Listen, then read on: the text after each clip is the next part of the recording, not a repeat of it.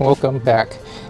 So if you haven't seen my other video that I just uploaded earlier, we did have an upgrade with our audio and video equipment. Now we're using a Rode wireless microphone for audio, so it might sound a little different than previous videos, but yeah, I'm excited for upgrading my audio video equipment for the YouTube channel. So anyways, let's get into it. Right now we are waiting for the belt to come in for the lathe. The drive belt that's currently on there is a little worn out. A lot of the teeth are missing on it, so I took the belt off already. I measured it up or counted the teeth and ordered a new belt for it. So it should be coming in the mail shortly, and in the meantime, while I wait for that, I will do unboxing of a couple things that I've ordered recently that will help with some of the manufacturing that I've been doing. So first off, this is the counterbore drill set. Basically, it goes from M3 all the way to M12 bolts, and what it does is if you drill a hole for your bolt, it will allow you to do a counterbore or a counterbore, which allows you to put a bolt in without the head sticking out. So this is a socket head screw or socket head bolt. What a lot of people would call it just an Allen bolt. So basically, if you didn't do a counter bore for this, once you bolt it in, you have this giant head sticking out. So this kit basically, or this bit basically drills a hole and makes it flat. So this is an M8, but the bolt I'm holding is an M6. So let me take out the M6 bit here and show you what that looks like. So pretty much you'll drill your M6 hole and then you'll use this afterwards, and basically this part of the bit is the same size, slightly bigger than the M6 thread here, and then you'll get to the flat spot, which will open up the head, which is the same size as this head, and it'll allow the bolt to sit in completely flush. Now, I bought this mainly because I'm doing a cross slide upgrade on the lathe where I will get rid of the cross slide and the bolts. I wanted to have it countersunk so then it doesn't interfere with the tool post. So this will be replacing the compound slide. So this is just a raw cut right now, but I'll have to turn it down a little bit and then face the two ends. But pretty much the compound slide is currently held on by two Allen bolts or socket head bolts. So I'll drill a hole all the way down, and then I'll use my counterbore bit to finish up the hole for the Allen screw. So it'll be about this deep into the part. So yeah, here's the counterbore bit set. So you'll see this in the upcoming video when I actually do get around to using it. And I think it's handy to have in your tool set. I had to check the price on this, but I believe it's around $20 for the whole set.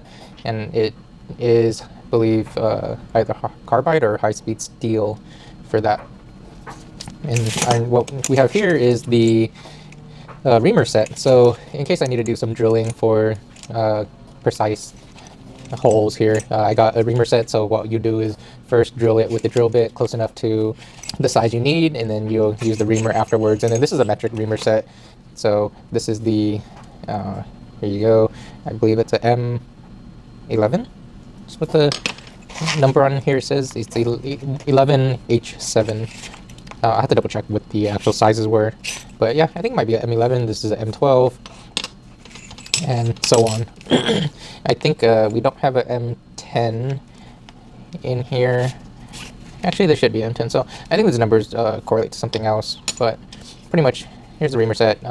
This bag is not the greatest. The bottom came torn, the top is heat sealed down, so then I'll probably throw this bag away and then wipe off the oil on here and then put it in a different container. But pretty much same thing. I believe this is high-speed steel. I don't expect to use it too much, so I got a cheaper set, and then pretty much I only expect to use this on aluminum also. So yeah, we have the reamer set here. And then the third item I wanted to show you guys is these rods of high-speed steel. Basically, this is, I believe it's 10 millimeter.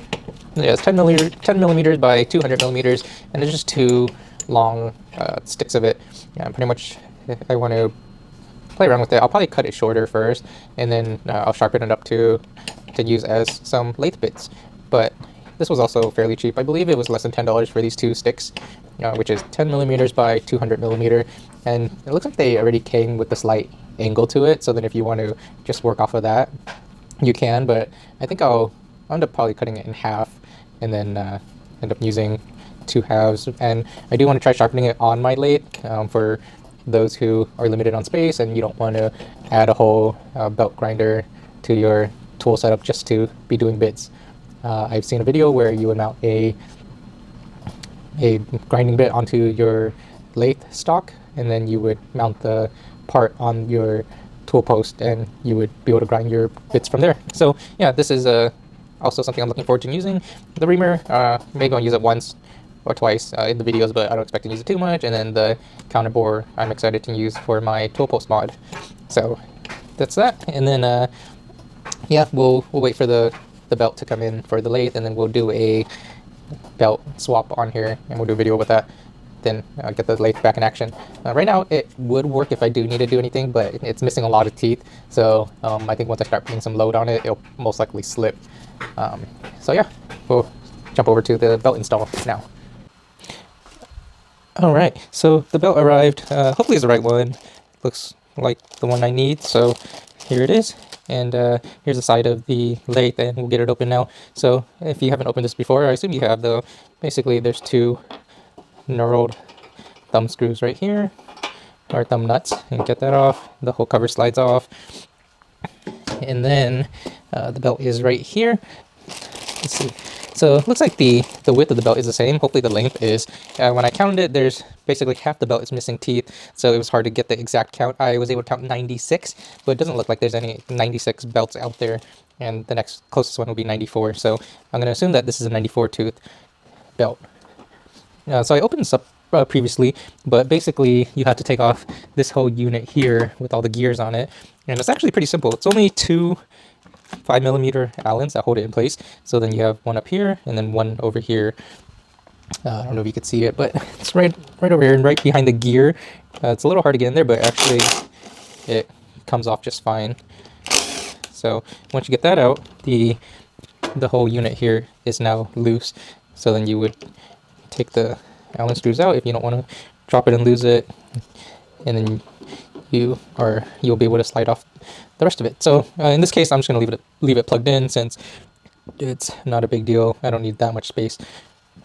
So now I have access to the rest of the unit here, which is the belt. There isn't a belt tensioner on here, so then I think the only proper way to get this off is to actually slide this pulley out. And when I try to do it, it looks like this pulley is almost press fit into here. So I think the proper way to get it out would be to get a gear puller into here, which would probably require you to remove this gear also. But I don't have a gear puller, so I was able to slip the belt off. This one I was able to get it, the top over just enough so it drops into the groove right here, to get rid of some of the slack. And then you have to be very careful not to get your finger caught in here, because it will hurt a lot, and you might even sustain a lot of injury from that. So I would recommend getting this pinion off if you can. If not, and worst case scenario is to get enough slack, pull the belt aside as much as you can, and you'll essentially just roll it off with that pulley. And so I'm just being very careful not to get too close to that pulley, because then if my finger does get caught, bad news. But there it is. This belt is off. I probably won't install this one the same way, just because it could damage the teeth, and I don't want to do that. So I'm going to try to get this off with some tools I have laying around. If not, worst case is I will have to reinstall the other one the same way, or the new belt the same way. But let's check here. It looks like the new belt is slightly shorter. It could be because it's just not broken in yet, or it might really be 2 teeth shorter, so we'll see. But the pitch is the same, so the teeth line up just fine on there. And then yeah, it'll probably be a really tight fit. Hopefully it'll stretch in a little bit. But yeah, like I said, I haven't been able to find a 96 teeth belt here. So then the closest one I had was I was able to find is a 94. So what I think I'm gonna do is, I do have a pry bar, or one for plastic panels. So I'm gonna get this Allen off, and then I'll try to put that bar right behind here. Maybe if I whack it with a hammer, I'll be able to get this off. Just be careful if you do try to pry it off, to avoid being too close to the lip right here on the pulley, because that's a weak point and you could break it. So if you are going to try to pry it off, try to get as close to the shaft as you can, because that's where you get the most strength of the pinion here. And we'll use a rubber mallet for this. So here's the hammer I'm going to be using, and then here is the tool I'll attempt to get it off with.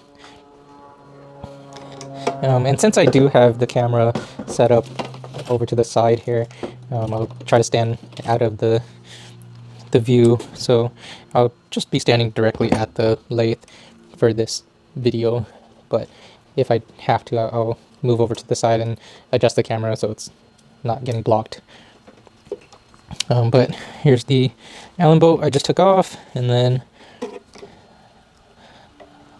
I'll line this tool up, and it will be resting against the motor, so you do have to just be aware that you are going to be putting force on this motor here, and you want to pick a spot that has a decent amount of strength.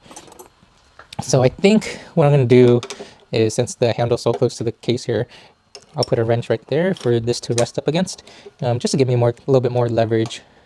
So something like that. And then let's give it a whack and see if we could get it to move at all. All right, so I got it to budge.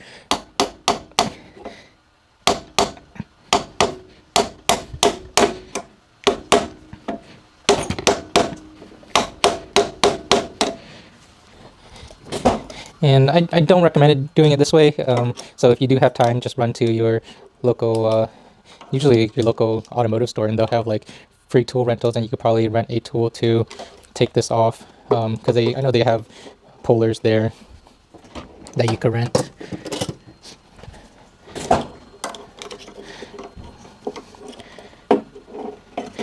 But worst case, this is an option. I just want to see if there are alternatives for getting this off.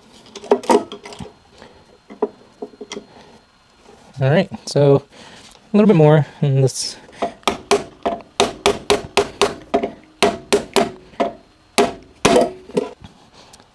And that's it. Here's the pulley. Looks like the key is still attached.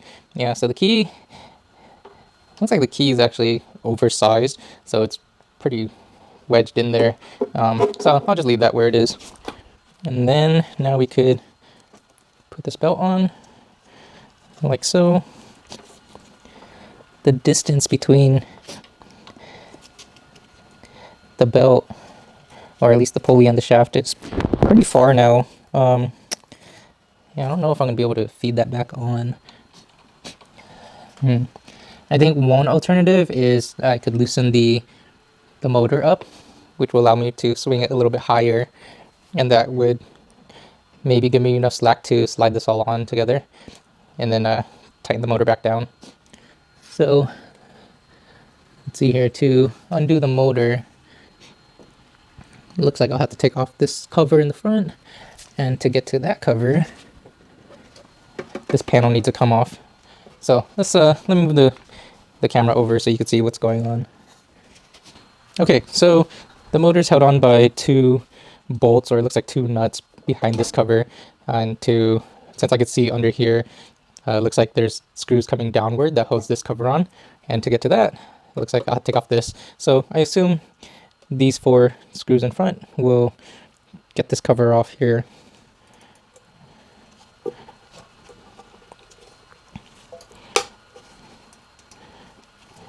And it looks like this panel is not bent to the shape of the lathe here. So then once you do loosen it, it looks like the plate kind of straightens out a little bit. So there's going to be a little bit of a spring action on here. So just be careful with your Allen screws. Make sure they don't get shot out when you're taking them off.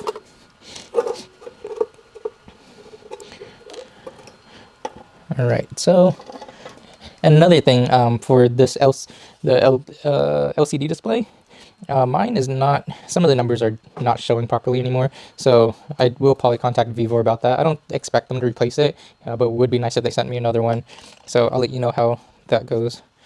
And then, so now that we have the cover off, I could see the 2 Allens up top.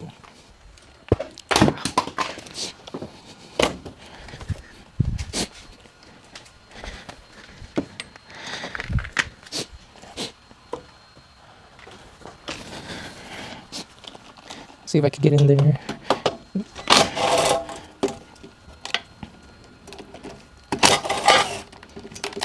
Alright, so cover's off now, and then since I don't need to really do anything else in here, I'm just gonna put it back up with one screw to hold it in place for now, just so I don't damage any of the wires while I'm working on the lathe.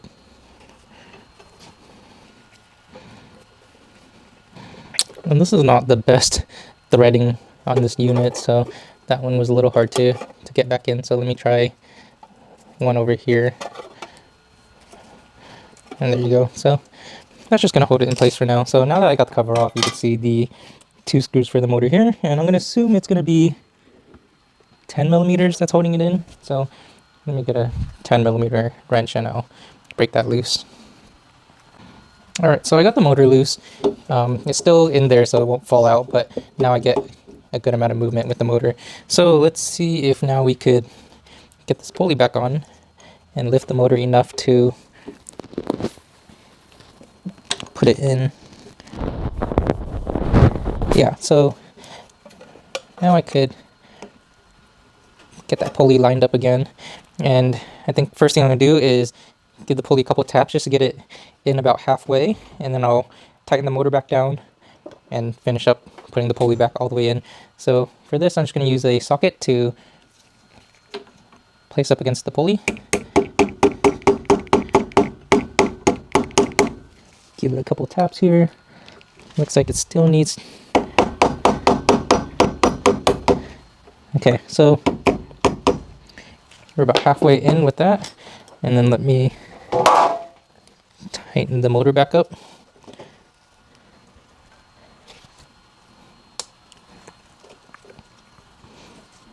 Alright, so motor's tight. Let me get this pulley all the way in now.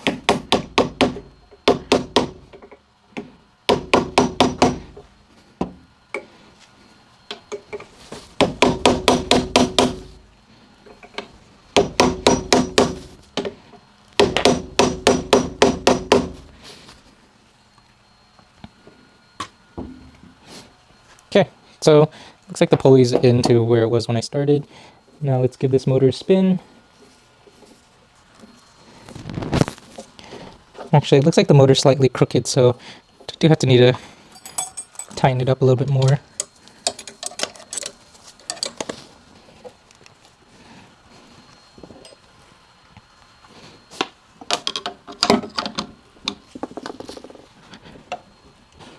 Alright, so the motor's tightened up again. Here's the belt. It clears the housing here, and I did move the pulley out just a touch. I hammered it a little bit too far earlier. So the tip is, when I did tighten the motor, there's a lot of movement that the motor does sit at, or the motor can move around based on the holes of the lathe. So what I did was I stuck the pry bar here under the motor just to elevate it up and straighten it out. If I didn't do this and I tightened it, the motor was leaning at an angle, which wouldn't be good for the belt long term.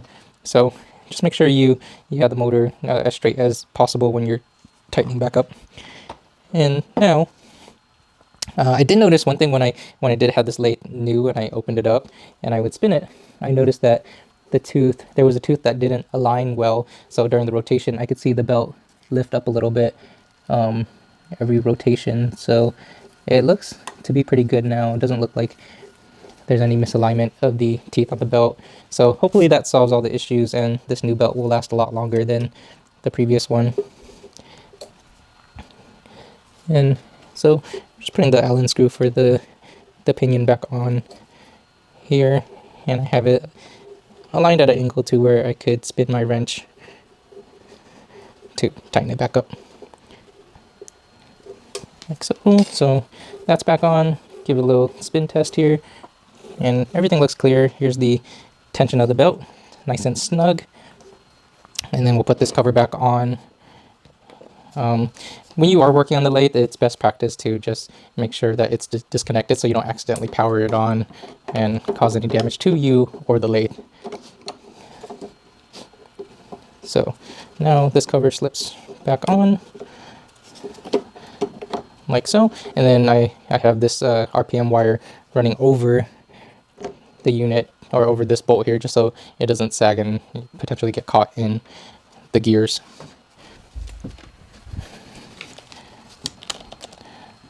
So that's back on, and then everything looks good.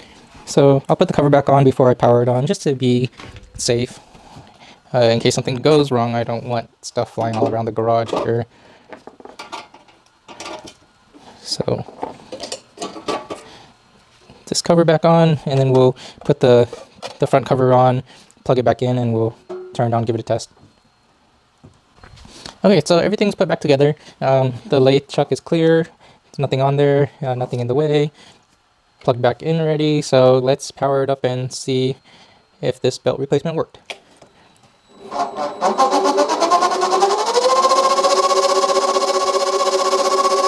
Alright, we're powered on.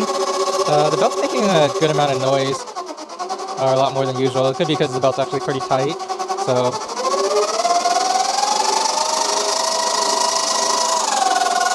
running at about 900 RPM, 700 now. We'll just let it run for a little bit to warm up. Maybe the belt needs to break in a little bit. If it does continue to make a good amount of noise, I think what I will do is add a little bit of grease onto the belt, just to dampen some of the noise. But, I mean, for the most part, aside from the noise, it looks like it's running pretty smooth again, so can't really complain. I think it was a successful install. And yeah, we'll run it for a little bit, see how it goes. And yeah, aside from that, there's the belt change on the Vevor 8x14 lathe.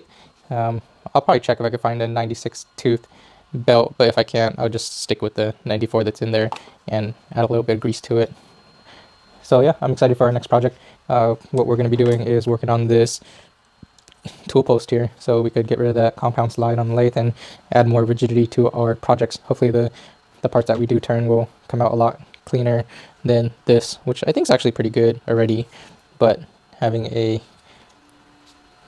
better looking part doesn't hurt. That's all. Thanks for watching, guys.